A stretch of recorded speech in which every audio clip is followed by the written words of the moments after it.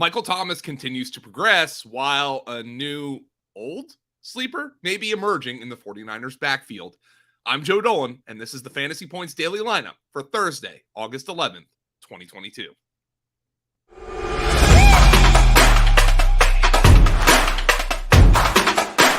It's time for the FantasyPoints.com Daily Lineup. Staying on top of the latest news and updates around the NFL. Rise and shine, folks. We're taking the field. Here's your host, FantasyPoints.com's Joe Dolan.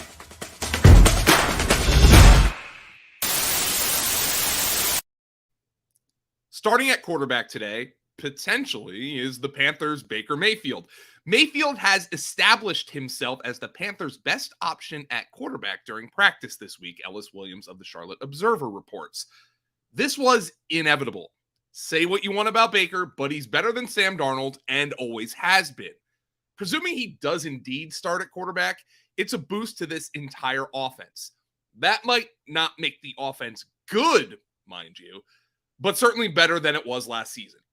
Let's look at the facts.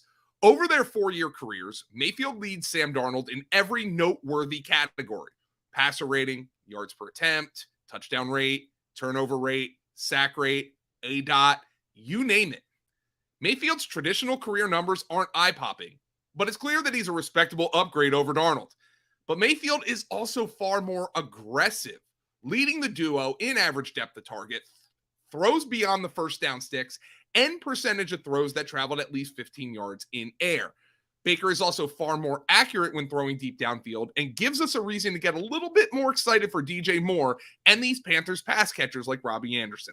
A healthy Baker will provide a higher ceiling, largely because he's far more aggressive and accurate when throwing downfield than Darnold. And unlike Darnold, Mayfield has actually had good NFL seasons in 2018 and 2020.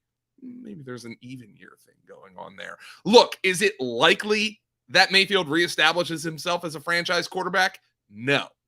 But is there a better chance it happens with him than Darnold? Absolutely. At our first running back spot, we have an update on the Ravens' J.K. Dobbins. In an interview on SiriusXM NFL Radio on Wednesday, Coach John Harbaugh said of Dobbins, how he does in the next week to 2 weeks is going to tell the story. He's got to get in shape. His leg got real tired yesterday, just through the individual period, just because he's been rehabbing. The range of motion, quickness, extending it when he strides, those are the kind of things that will tell the story. And Harbaugh also added that it's kind of up to the medical staff when Dobbins is going to be really ready to fully unleash it. Given the extent of Dobbins' knee injury, this really shouldn't be much of a surprise. And if you watch the clips of Dobbins from training camp, it is indeed obvious he's not yet at full speed. Now, I had a discussion with our Dr. Edwin Porras last night about Dobbins, and he is obviously concerned that it will take some time for Dobbins to get back up to full speed, if it's even possible at all in 2022. Porras said that Dobbins is not game ready, but he has a month to get there. He probably will slug through the first few weeks, given he's a lead dog, I'm lukewarm on him. But he does have some upside, just not counting on it. Remember, this is a backfield that offensive coordinator Greg Roman said last week is wide open, but Dobbins, with a month of rehab, is likely to be way better than dusty old Mike Davis. Dobbins also is much more of a lock to be ready for week 1 than is Gus Edwards. In the same interview, Harbaugh said Edwards, quote, is kind of a patient rehab guy. Interesting. I don't know that he'll be back the first week, but before the season's over, I think he's going to be roaring and ready to go. Before the season's over? We've had so much bad Cardinals news on this show that I decided to be positive for our second running back spot.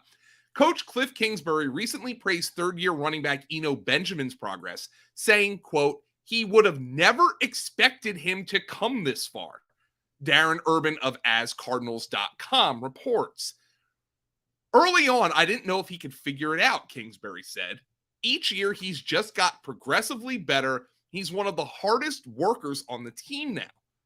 That's actually a pretty insightful quote from Cliff.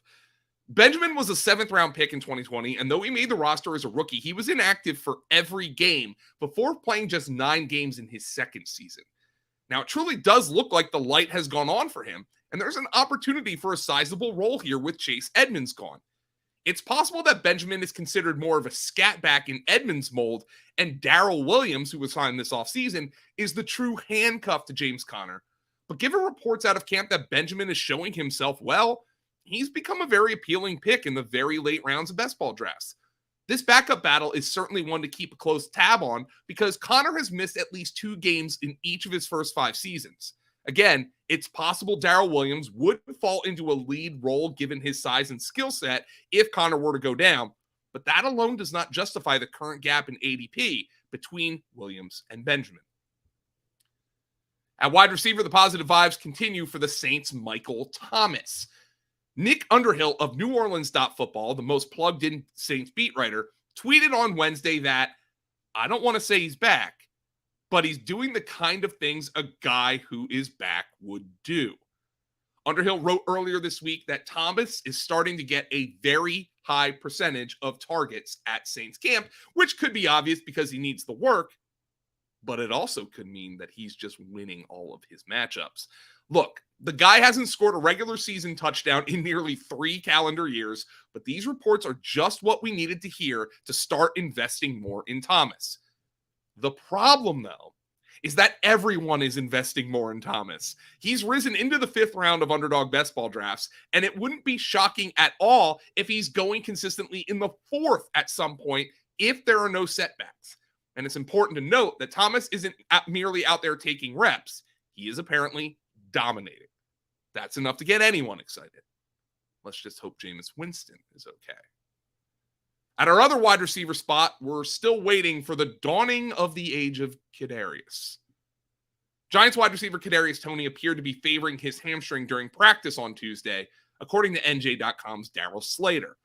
Toney is off to a troubling start after being hampered by hamstring, quad, ankle, oblique, finger, and shoulder injuries during his rookie campaign. He missed spring workouts because of a knee scope, and he's been limited in 4 practices already in camp. And then he appeared to tweak his right hamstring on August 9th, which was the practice that Slater was reporting on, which came a day after he dropped 3 passes in Monday's practice. And it's fair to wonder if Toney's injury concerns will continue to be a lingering issue, and or if he's just not wired to play through ailments that other guys would play through. Our Dr. Edmund Porras said that rehabbing injuries is something guys have to make a concerted effort with, and Toney constantly missing time with these dings and dents is a concern. And you know what, guys? I can't stop shaking the notion that there were the trade rumors in the spring as well, which went away pretty quickly, but it's continuing to gnaw at me, given that he's also missed time in training camp this year under a new staff. Toney is super talented, but he's now a 7th-round pick on Underdog Fantasy. So the discount that was available for him earlier in the offseason has really gone by the wayside. We need some better vibes in the next few weeks if we're going to feel good about Toney in 2022. Meanwhile, I've been loving drafting rookie wide receiver Wan'Dale Robinson in the double-digit rounds, as his camp reports have been consistently positive. It's also worth noting that Wan'Dale Robinson is listed as a starter on the Giants preseason depth chart, and while preseason depth charts can mean absolutely nothing, I do think it's noteworthy when a rookie is named among the starters. It's good news for Wan'Dale. At our flex spot, we head to the Bay Area, where the running back position is always a point of discussion. Second-year running back Trey Sermon was busy at Wednesday's practice and could see a lot of work in Friday night's preseason opener against the Packers. Nick Wagner of ESPN.com reports. Elijah Mitchell didn't practice on Wednesday, though it might have been a rest day. There was no official injury designation for him. And Kyle Shanahan loves putting young players in the doghouse, but he also lets them try to play out of it. See Brandon Ayuk last year. From every single account, Sermon has had a stellar training camp off the heels of his terribly disappointing rookie season in 2021. Sermon and UDFA running back Jordan Mason have both stood out consistently, and Wagner reports that both are expected to get heavy run during the preseason. However, it is also worth noting that the Athletic's Matt Barrows wrote earlier this week that Sermon is still 4th of 6 running backs in individual drills, which is, quote, usually a guide for how they are viewed by the position coach. Sermon is behind Mitchell, Jeff Wilson, and JaMychal Hasty, but ahead of 3rd-round rookie Tyrion Davis-Price and Mason. Still, Shanahanigans are always possible in this backfield, and Sermon is becoming a very attractive last-round pick in best ball. This is a team that will be very run heavy with Trey Lance at quarterback. And if Sermon gets carries, he's going to put up numbers. If he looks good in preseason action, I'll be adding him to my best ball portfolio over the course of August. I'm Joe Dolan, and this has been the Fantasy Points Daily Lineup. Head to fantasypoints.com for all your fantasy draft needs, including the prospect guide from Greg Cosell and Wes Huber, which has been discounted 60% to celebrate the start of the 2022 NFL season. Also use code LINEUP22 for an extra 10% off any package. Catch you tomorrow, everyone.